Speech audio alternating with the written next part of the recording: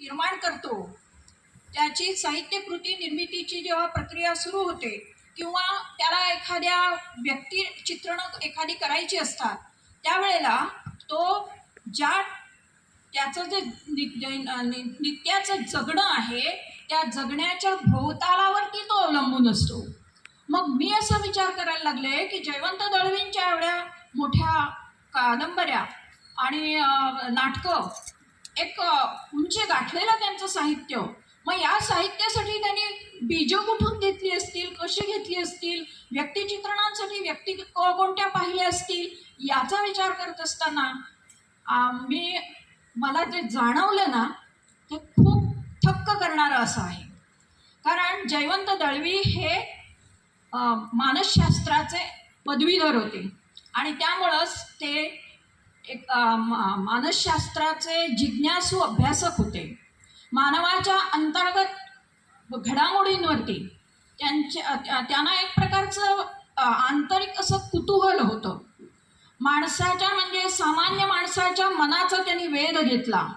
म्हणजे काय केलं नेमकं, तर सामान्य माणसाच्या ची सुख दुःख, वेदना, ताण तणाव, अंतर्गत पीड, हे सगळं त्यांनी न्याहाळलं आणि नुसतंच न्याहाळलं नाही, तर त्याच्यावरती त्यांनी चिंतन केलं आणि ते चिंतन आपल्या साहित्यातून त्यांनी मांडलं. त्यांना सामान्य लोकांबद्दल जे प्रेम होतं, सामान्य लोकांबद्दलची जी एक ओढ होती, आकर्षण होतं, याची अनेक उदाहरणं देता येतील. खरं तर हा विषय खूप व्यापक आहे आणि तो असं काही मिनिटांच्या चौकटीच्या वेळेत सांगता येणारा नाही आहे. परंतु तरीसुद्धा जाता जाता एक दोन उदाहरणं मी देते आणि पुढे वळते. मित्रांनो, जेव्हा देशाला आपल्या स्वातंत्र्य मिळालं, त्या दिवशीची रात्र, त्या दिवशी मुंबईच्या रस्त्यावरती जल्लोष चालू होता. लोक रस्त्यावरती उतरले होते, आरडाओरडा करत होते, नाचत होते, गात होते आणि सगळ्या जल्लोषाचं आनंदाचं वातावरण होतं. आणि एक तरुण पत्रकार डायरी आणि पेन घेऊन रिपोर्टिंगसाठी बाहेर पडलेला होता. तो तरुण पत्रकार म्हणजेच होते जयवंत दळवी. त्यांच्या मनात विचार आला की आपण रिपोर्टिंग करण्याच्या अगोदर आपण काही मुलाखती घेऊया. आता जेव्हा एखादा तरुण पत्रकार मुलाखतीसाठी बाहेर पडेल, त्यावेळेला तो मुलाखत कोणाची घेणार? एखाद्या पुढाऱ्याची, एखाद्या श्रीमंत माणसाची किंवा एखाद्या प्रसिद्ध व्यक्तीची. परंतु मित्रांनो, जयवंत दळवी अशा कुणाकडेही गेले नाही. मग त्यांचं लक्ष कोणी वेधून घेतलं?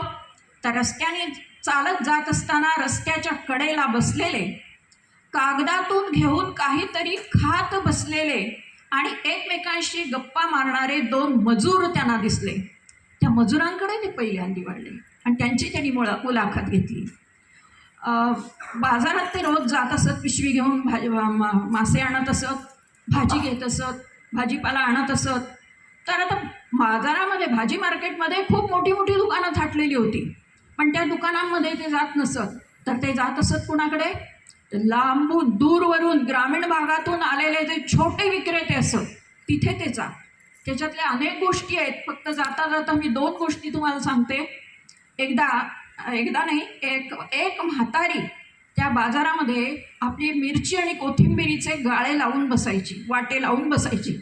आणि दळवी जेव्हा जात तेव्हा तिच्याकडून ते सगळेच्या सगळे वाटे घे, गरज नसली तरी सुद्धा, का तर त्या म्हातारीला बरं वाटावं म्हणून.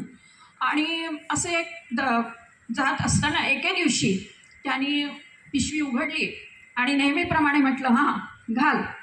तर तिनं काहीच हालचाल केली नाही. म्हणून त्यांनी वाकून बघितलं तर तिचे डोळे मिटलेले होते. मग त्यांनी शेजारच्या एका भैयाला हाक मारली. भैया आला, त्यानं तिला हात लावला कमरेला. त्याबरोबर त्या मिरचीच्या वाट्यावरती ती उपडी पडली. याचा अर्थ ती बसल्या जागी गतप्राण झालेली होती. त्या म्हातारीला कोणी नव्हतं, निराधार होती. तिचा अंत्ययात्रेचा सगळा खर्च दळवींनी त्या दिवशी केला. असे कितीतरी उदाहरणं सांगता येतील. एक म्हातारी होती.